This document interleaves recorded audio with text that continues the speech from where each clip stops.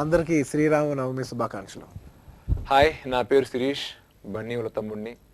చూసే ప్రేక్షకులందరికీ శ్రీరామనవమి శుభాకాంక్షలు.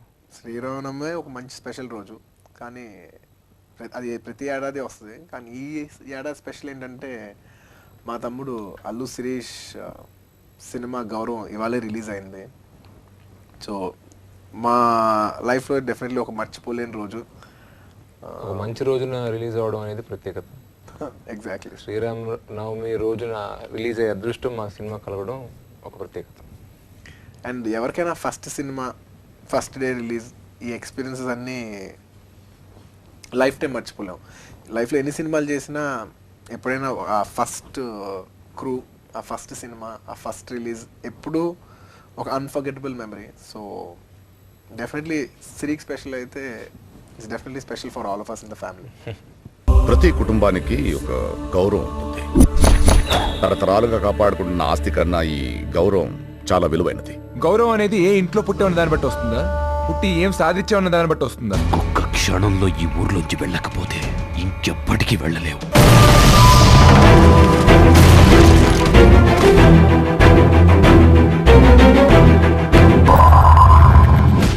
మా ఫ్యామిలీ అందరికీ శిరీష్ హీరో అవుతాం అనేది ఒక సర్ప్రైజ్ అనమాట. ఎప్పుడు అనుకున్నావు ప్రాబ్లీ తను ఏ ప్రొడ్యూసర్ అవుతాడు, లేదంటే బహుశా వేరే బిజినెస్ లైన్స్ మాకు ఉన్నాయి. గిటార్స్ ఫిల్మ్ ప్రొడక్షన్ కాకుండా థియేటర్స్ అని అవి వేరే ఉన్నాయి. బహుశా ఈ బిజినెస్ లైన్లో దిగుతాడేమో అనుకున్నాం. కానీ తను యాక్చువల్లీ యాక్టర్ అవుతాను వెంటనే నేను కొంచెం సర్ప్రైజ్ అయ్యాను. ఎందుకంటే తనకి ఎప్పుడు అసలు యాప్టిట్యూడ్ ఉందని నేను ఎప్పుడు అనుకోలేదు. ఇన్ఫ్యాక్ట్ మా వైఫ్ ఒకరోజు చెప్పింది, సీకేనా యాక్టింగ్ ఇంట్రెస్ట్ ఉందా అని అడిగింది. నేను లేదు అలాంటిది ఏం లేదే అంటే, లేదు ఉన్నట్టుంది అంటే, నీ మొహం నీకేం తెలీదు అని నేను తీసి పడేశాను.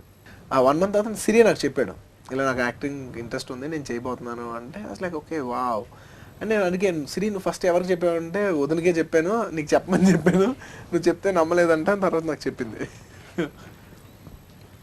Definitely Siri taking up the same line. అంటే మా అందరికి ఏంటంటే Siri is a very intelligent fellow. ఏం చేసినా బాగా ఆలోచించే చేస్తాడు. గబుక్కునే ఒక రాడికల్ డిసిషన్ తీసుకునే పర్సన్ ఏం కాదు. సో ఏది ఆలోచించినా తను అన్నీ ఆలోచించుకునే ఉంటాడు అనే నమ్మకం నాకు కానీ మా నాన్నగారు కానీ అందరికీ ఉందన్నమాట. అదే కోఇన్సిడెంట్గా ఏంటంటే కళ్యాణ్ గారు హీరో అవుతా అన్నప్పుడు ఫస్ట్ సురేఖ్ గారికి చెప్పారు, అంటే చిరంజీవి గారి వైఫ్కే చెప్పారనమాట. ఆయన వదిన గారికి చెప్పారు. అలాగే ఈయన వదిన గారికి చెప్పారనమాట, ఇలా నేను హీరో అవ్వాలనుకుంటున్నానని.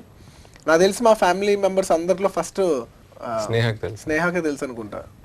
అలాగే నువ్వు చెప్తుండగా ఇంకొక ఇది గుర్తొచ్చింది ఏంటంటే, కళ్యాణ్ గారు 10th స్టాండర్డ్ కాలేజ్ ఆ వయసులో ఉన్నప్పుడే మన నానమ్మ, నాకు నానమ్మ పిలిచి చెప్పారంట, ఎందుకు ఈ చదువు ఏని నీకు అబ్బవు, కలిసి రాదు, చక్కగా బాగుంటావు, హీరో అవ్వచ్చు కదా అని ఆమె చెప్పారు.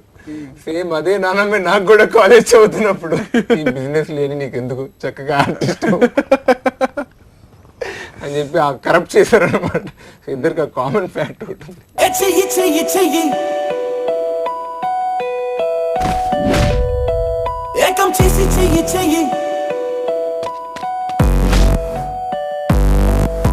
ఏదైనా సాధించి ఒకటే ఒకటే ఒకటే కొత్త బాట చూసి దిక్కులన్నీ దాటగా అడుగేసి చుక్కలన్నీ తాకగా మిక్కుతున్నకి ఎక్కి మనసక్తి చాటగా. చిన్నప్పుడు తాతయ్య గారికి నేను ఆర్టిస్ట్ అవ్వాలని తెలుసు. అవును, చిన్నప్పటి నుంచి రామలింగ గారికి ఏంటంటే సిరి ఆర్టిస్ట్ అయితే బాగుందని, సిరితో చాలా వేషాలు వేయించాడు, ముద్దుగా ఉంటాడని. చిన్న చైల్డ్ ఆర్టిస్ట్ వేషాలు కూడా సినిమాల్లో, తెలిసిన సినిమాల్లో పెట్టించి చేయించేవారు. అండ్ రూమ్ లోకి వచ్చినప్పుడు కూడా ఎరా ఇలా చేయి, అలా చేయి, ఇది చేయి, అది చేయండి ఊరికి చేయించేవారు నటన.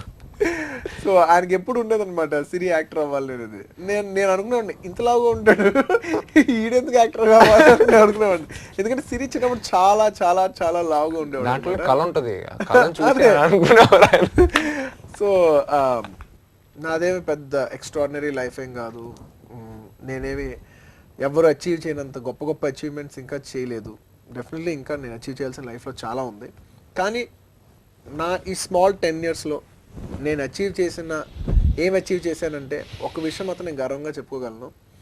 మా తాతయ్య గారికి ఒక ఫీలింగ్ ఉండేది అన్నమాట, అరే మన ఫ్యామిలీ నుంచి ఎవరు యాక్టర్ అవ్వలేదే, నా కొడుకు ప్రొడ్యూసర్ అయ్యాడు కానీ నాలాగా సినిమా యాక్టర్ అయితే అవ్వలేదు కదా, జనాల్ని అయితే డైరెక్ట్గా ఆన్ స్క్రీన్ ఏమి ఎంటర్టైన్ చేయట్లేదు కదా అని ఒక లోపం ఉండేది, అని ఒక బాధ ఉండేది అనమాట ఆయనకి.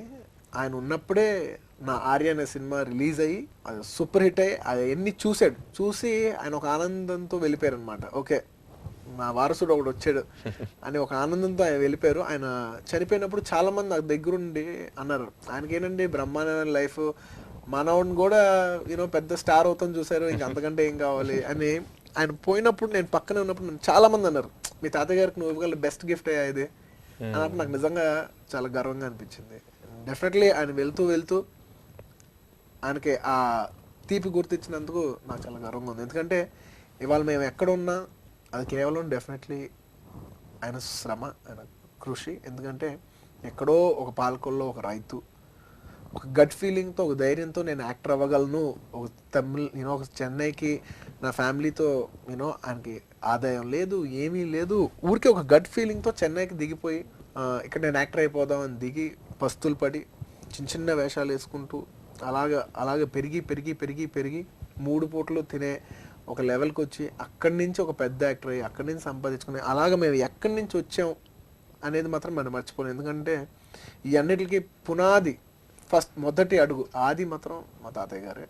సో అలాంటి తాతయ్య గారిని నేను ఆనంద పెట్టినందుకు నాకు చాలా ఆనందంగా ఉంది. నిజంగా ఇవాళ ఆయన ఉండుంటే చాలా చాలా చాలా చాలా ఆనందించాను. ఎందుకంటే ఆయన అనుకున్నట్టు ఒక వారసుడు కాదు 2 వారసులు వచ్చారు.